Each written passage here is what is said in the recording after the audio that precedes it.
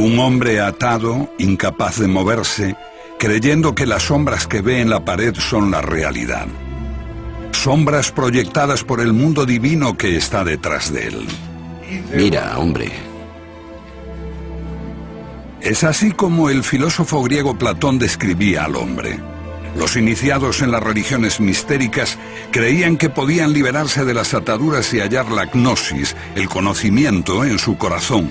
Un conocimiento secreto que transforma al hombre y lo hace consciente de la verdad, del mundo espiritual. Son los gnósticos. El hecho de haber conocido la gnosis desde niño, ya se me han despertado algunas inquietudes, como ¿cuál es el verdadero origen del ser humano?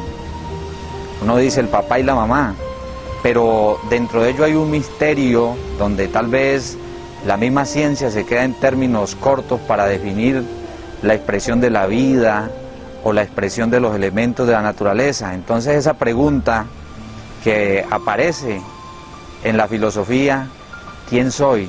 ¿De dónde vengo? ¿Para dónde voy? ¿Cuál es el objetivo de existir?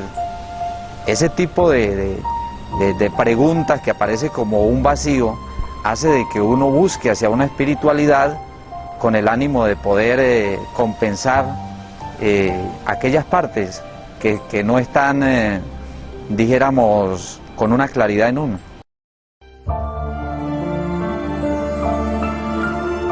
Hay un objetivo primordial y es conocerse a sí mismo, para encontrarnos una realidad y ser seres humanos o llegar a ser hombres conscientes.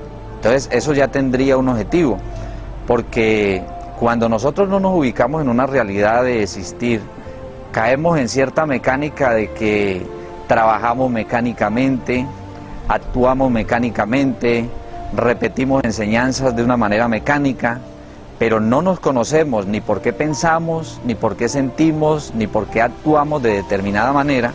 Entonces tiende uno a convertirse en una máquina. El conocimiento gnóstico nos ayuda, el despertar de la conciencia, o nos lleva o nos llama al despertar de la conciencia y permite de que a través de algunas técnicas como la meditación, como la observación, como la autoobservación, uno pueda irse conociendo a sí mismo, que es un proceso gradual en el ser humano, y eso permite mirar de que el mundo no es solamente tridimensional, el ancho, el largo y el alto, sino de que el origen de la misma creación puede estar en las dimensiones. Eso aparece como una inquietud que necesita uno poco a poco ir haciendo discernimientos para ir logrando pues capturar ese aprendizaje.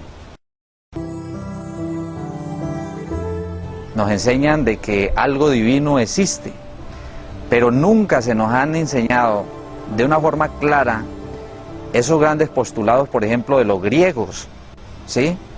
O de los egipcios, que son los mismos, de las diferentes culturas grandes que se han mostrado como una llama de luz para la humanidad.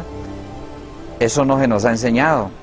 La gnosis como nombre gnosis aparece en la Grecia, cuando floreció allá en la época de Sócrates, de Platón, de Aristóteles. Esos grandes sabios fueron los que al conocimiento lo bautizaron con el nombre de gnosis. Yo pienso que esto, la persona que haya estudiado un poco de filosofía conoce de lo que nosotros estamos aquí hablando, y realmente ese tipo de cosas hoy se ha perdido lamentablemente. Qué bueno que las personas que tienen al frente, por ejemplo, la dirección de un grupo de religiosos, se les enseñaran los principios de despertar la conciencia, que es fundamental para respetar la misma vida en todas sus expresiones, para respetar la sabiduría en todas sus expresiones, para vibrar y desarrollar principios como los principios del amor, que se están ausentando también de la conciencia, del corazón, de la mente, del sentir del humano.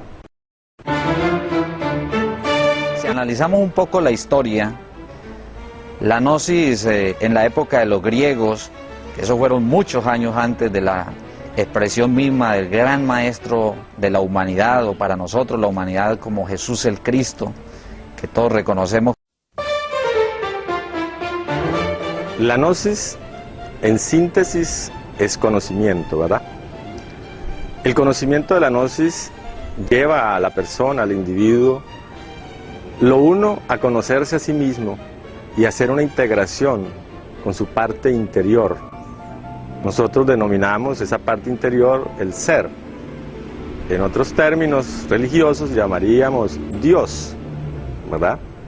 Entonces, lo primero que hay que hacer es reconocer que más allá de un cuerpo físico, de un cuerpo de carne y hueso, existen unos valores eternos, anímicos, como el alma, como el ser interior, como Dios, el íntimo en cada uno de nosotros. Entonces el objetivo es lograr esa integración con esa parte espiritual, porque en sí cada uno de nosotros es un conjunto de valores, tanto físicos como espirituales. Y eso que llamamos materia o cuerpo, no es más que la condensación de esos valores energéticos, ¿verdad? Entonces, ese conocerse a sí mismo juega un papel trascendental. Y para que una persona sienta aquello, debe despertar las inquietudes de tipo espiritual o anímicas, y es justamente lo que la gnosis hace.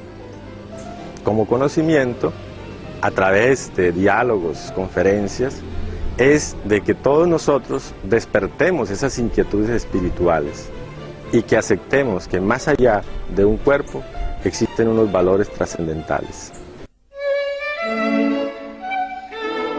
La idea no es convencer, ¿verdad?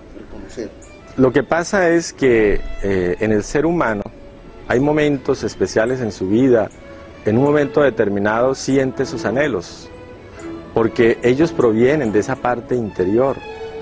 Cualquier evento de la vida, en un momento dado de una persona, lo puede llevar a reflexionar, a analizar y verse a sí mismo y tratar de percibir esa parte interior. Entonces la gnosis lo que hace es instruirle y orientarle y darle las didácticas más apropiadas para que logre descubrir su propio ser interior. Bueno, primero que todo hay que definir qué es la felicidad, ¿verdad? Porque no, hay que ser muy sinceros en esto. Y yo no es que conteste con otra pregunta, pero una persona que es esclava, ¿puede ser feliz? No, ¿verdad? Entonces, fíjense que nosotros tenemos una serie de situaciones, de problemas y conflictos bastante complejos. Lo uno, nos desconocemos a sí mismos.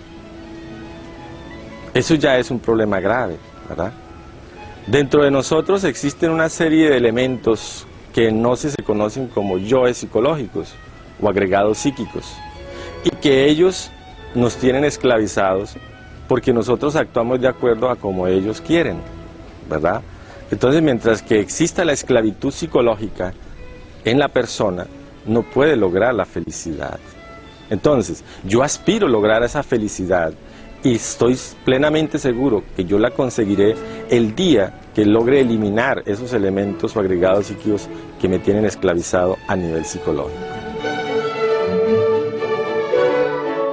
Estamos en ese proceso y justamente la psicología gnóstica nos lleva a eso, a lograr un cambio radical, una transformación radical, y ella se fundamenta en la eliminación de todos aquellos elementos egoicos que personifican nuestros vicios, errores, costumbres, manías, etc.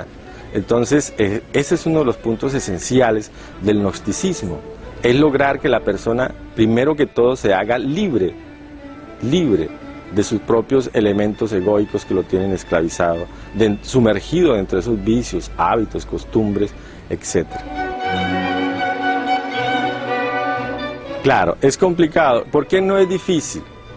Porque la persona que siente esa inquietud de tipo espiritual, desde luego buscará entonces esa ayuda de tipo superior, que está contenida dentro de esa misma esencia o conciencia, porque en ella están los valores anímicos, están los principios fundamentales que debe utilizar una persona para enfrentar sus propias debilidades.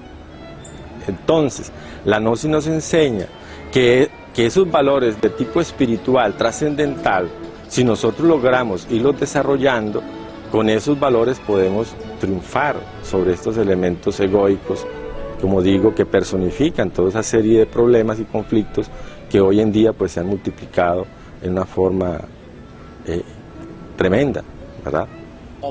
Este era el gran precepto que el dios Apolo dio a los paganos en el oráculo de Delfos: buscar la gnosis, el autoconocimiento, conocerse a uno mismo.